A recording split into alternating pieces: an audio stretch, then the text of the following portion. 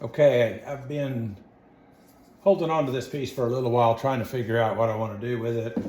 I keep looking at different glazes and I change my mind and then I come back to it. Do I want it rustic? Do I want it matte? Do I want it shiny? Do I want it brown? Do I want it blue? Do I want it...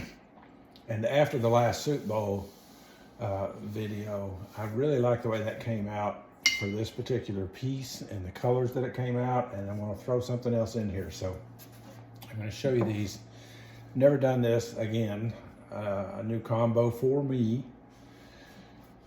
Albany slip brown. I'm going to put all over it. I'm not exactly sure how, but I'm going to throw some smoky Merlot in here. Probably in splotches here and there, or rings, a little bit of both. And then I'm going to cover it with honeydew so that we get that nice flow that we got in those soup bowls. If you saw the previous video, then you saw how those soup bowls really got a lot of movement. We pulled some color out of this Albany slip brown and the honeydew mixed with it. I love honeydew, and I haven't tried very many. I've had river birch, I've had honey flux, and I've had honeydew, and by far I love this honeydew with a little bit of green tint to it. It's great. I like it mixed with river birch because you get the speckles out of that, and then you get this nice soft mint color to it. I love this one, so use it, experiment with it. You guys try it out. Give me some comments back on how you used it and how it worked for you. So, try to keep this one, like I said, I'm just going to really put this on. This inside here is lined with my junk glaze, which I've poured in. I have a lot of texture on this pot. I threw this on the wheel and I let it get intentionally kind of wonky on me. And then I put some finger grooves in here. I use a rib and I scratch it sometimes. I make a piece and I distress it, just like you would if you were working with wood and you wanted it to look old. I'll do the same thing with clay when it's wet. Just smear this stuff on here. So no rhyme or reason. But on these old pieces that I want to look old and to have a vintage look, you can distress it in a lot of different ways. You can use a lot of different items. I've used everything from chopsticks to slicers to wooden handles, different things, to just give it that distressed look. So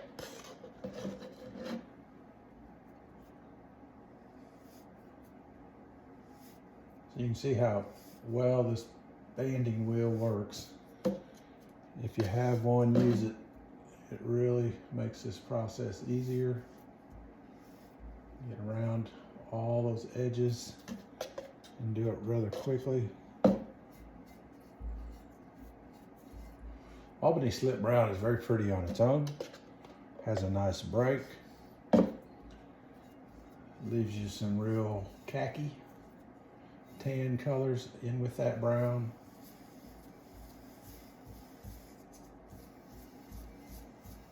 Even it out a little bit.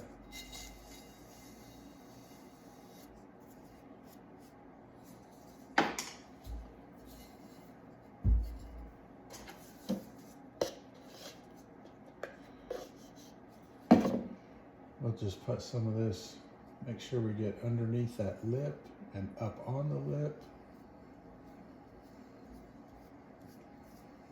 Even on my junk glaze, I'll probably just go on top of it. It tends to turn out brown if I don't put anything on it.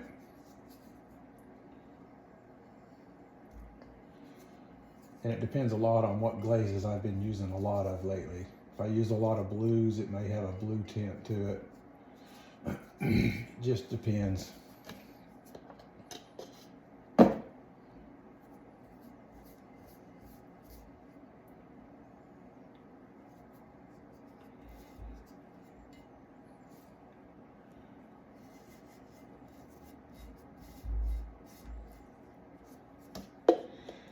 took this piece and I started putting little dots around it, and I didn't like those, and so if you can see right in here, I just went to smearing them, and then I liked the way that looked, and it just gave me a very distressed look.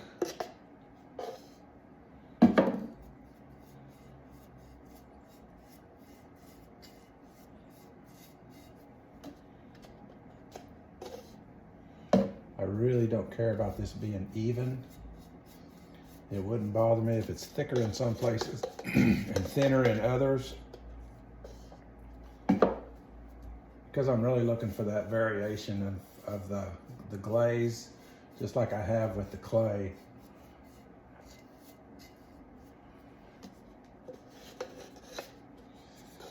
You may have picked up on it already, but with a lot of things, I'm real anal. I want it to be just so-so, and that's just my personality.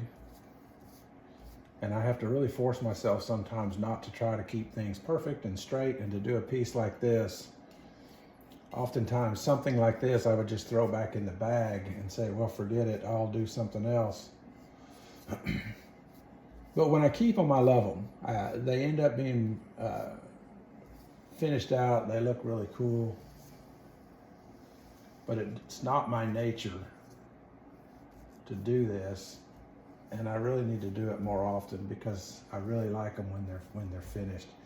I had a piece that was about this size. I put some handles on it. There may be a video of it, I don't remember. And I really loved it. It was like this. I had distressed it and everything. I put it in a little shop, and for me and my stuff and around here, and this was a few years ago, and I've only been doing this for 4 years, so this was probably 2 or 3 years ago.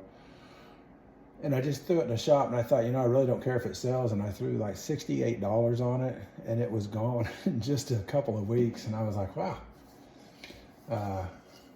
maybe I didn't ask enough for it. But it's always commissioned, and I get a very small portion of that, or at least a 60% part of it. But it was fun. It's always fun to make something that other people love. I think that's a part of the joy in life.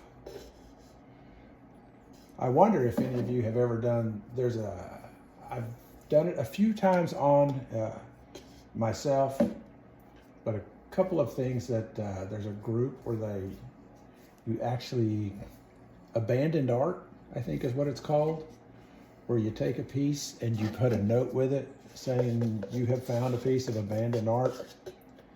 If you love it, keep it.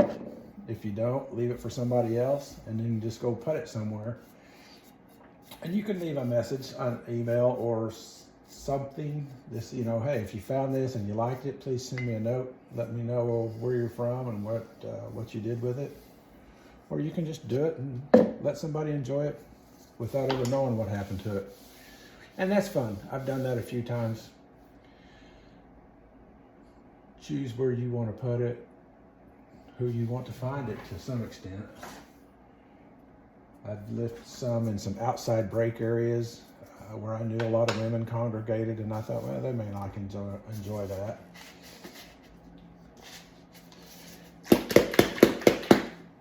I'm going to dry this up a little bit with the heat gun. So, back in a minute.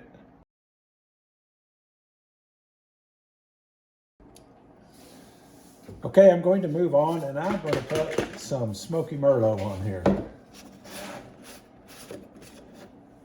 I think I'll probably put a band a little bit maybe up here towards the top that is really random like this. Get creative.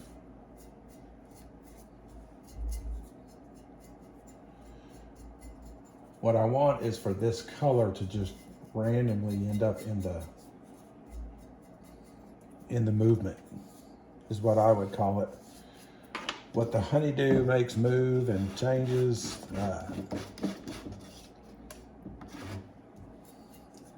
Kind of just want this Smoky Merlot to move in with those browns and greens. And I don't want to go too low with this. think I'm gonna get probably about there. Don't want to go too low with my honeydew. It moved a lot on those soup bowls. If you look at that video, I didn't go that far down with the honeydew, but with the Albany Slip Brown, it did move quite a bit. Got all the way to the bottom on those, so.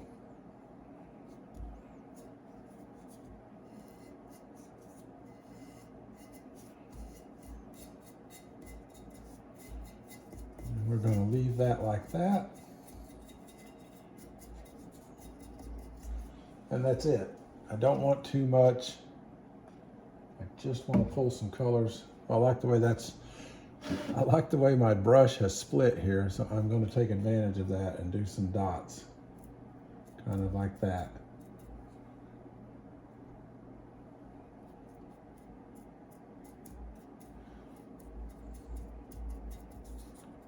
There we go. A little bit more.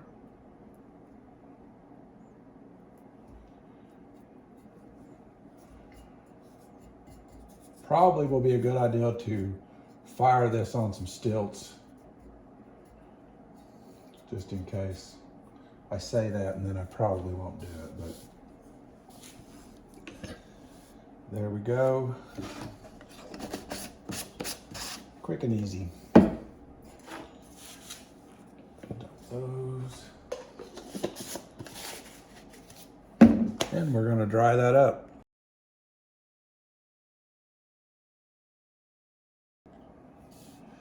Okay, here we are. If you can see, this is Albany Slip Brown PC32 that I talked about, and then I've just randomly applied some Smoky Merlot. And where it's darker here, these are going to be thicker and heavier. We're going to add honeydew flux, and we're going to get movement out of this. And we're going to get some color into this with this Albany Slip Brown, the burgundies, and then of course these greens. It's going to do something. I can't tell you what it's going to do. I've never done this combination before. It's always a new creation. And that's what I love about this, is just coming up with different things. But you're going to see, I'm going to apply this. I'll use my big fan brush. That is a AMACO soft 6B maybe. I don't know, I've used it to death. Looks like a 6B-618. So I've just about worn it off. But we're going to put that on there. It'll be heavier at the top than it is at the bottom. I just expect quite a bit of movement from this, and I would prefer that it doesn't end up on my kiln shelf.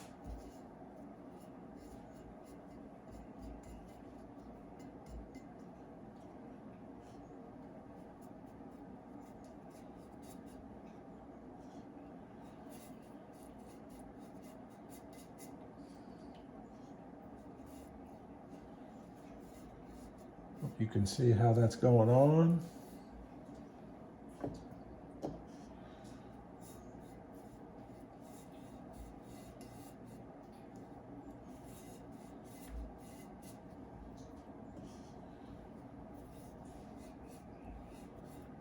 I've had those 2 kiln openings recently, and I'm getting down to just a few pieces. And I'm pretty wore out because I don't normally make this many pieces, so it'll be a little bit probably before I get another one going.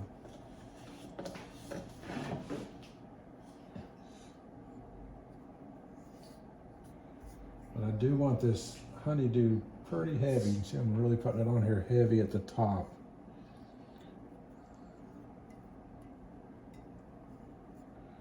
We're going to get some movement going.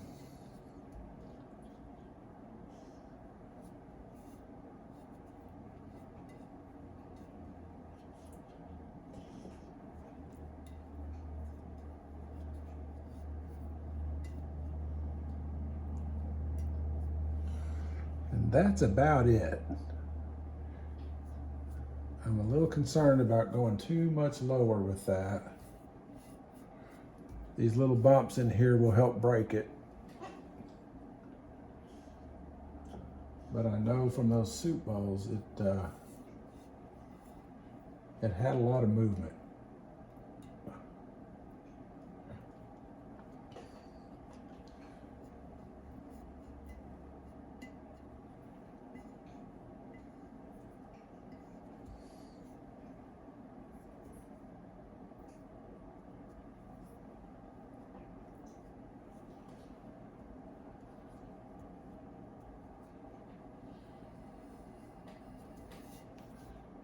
Try to get a little shape here at the bottom, not too much. So it's not just round, a little heavier on one side than the other. That's pretty good.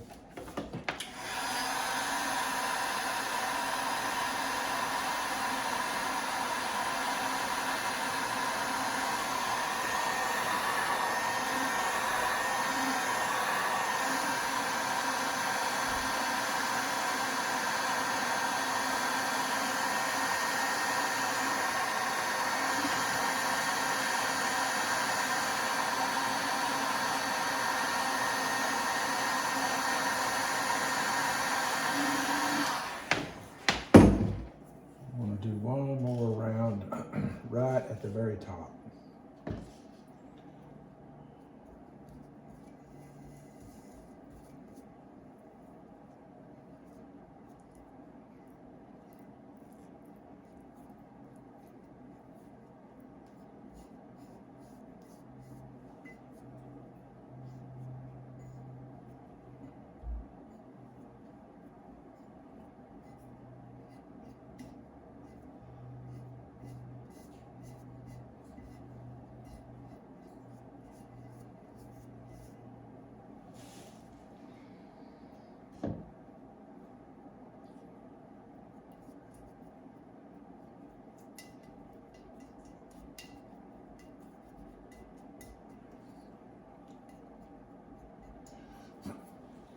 There it is. We'll see it when it comes out of the kiln. I did want to throw this in here. Here is that 13-inch bowl that I threw after it was bisque fired. It is right at 12 inches now. And I'm getting ready to glaze it. And I plan on doing river birch because I really don't want to do too much to it. I trimmed it so it has these really nice little ribs on the outside, as you can see. And then I left this part here at the top. It's nice, a little bit thicker to help stabilize it. I want these to kind of break a little bit. So I think I'll end up doing river birch on it. And then again, how much I love honeydew, but throw some honeydew in there to get a little bit of a green tint to it. And I'll share that when it's done also. Thanks for watching, guys. Here are the finished products. And I'm just holding my phone here, so please forgive the movement, but we didn't get a lot of burgundy out of this like I expected. I've got a little light box here, kind of lighting this thing up. And, but we really got some pretty colors come out of that. I think maybe right down in here, we may have got a little bit, some of these heavier spots, if you can see that. It turned out really neat up here. I love the lip on this.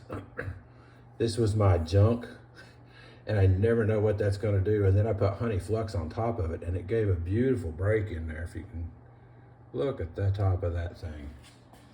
And that's about, you know, it's not real big, but what do we got here? Let's see. It's about 9 inches tall when it's all done. And it's a pretty vase, very organic. And then here's that big bowl that we did and how it turned out really nice with that swirl. Let's see, what was it? That was just buff clay with grog. It had no specks in it at all, and I put river birch on it, as you saw in the video. And then you can see where the honey dew is a little heavier in some spots. You get lights. I just kind of made it thicker on some places. And boy, That's just a set to be proud of. Yeah. It's right about there. Thanks for watching. Try these out yourself. You're going to enjoy these glazes. Have a lot of fun with it. I really appreciate y'all.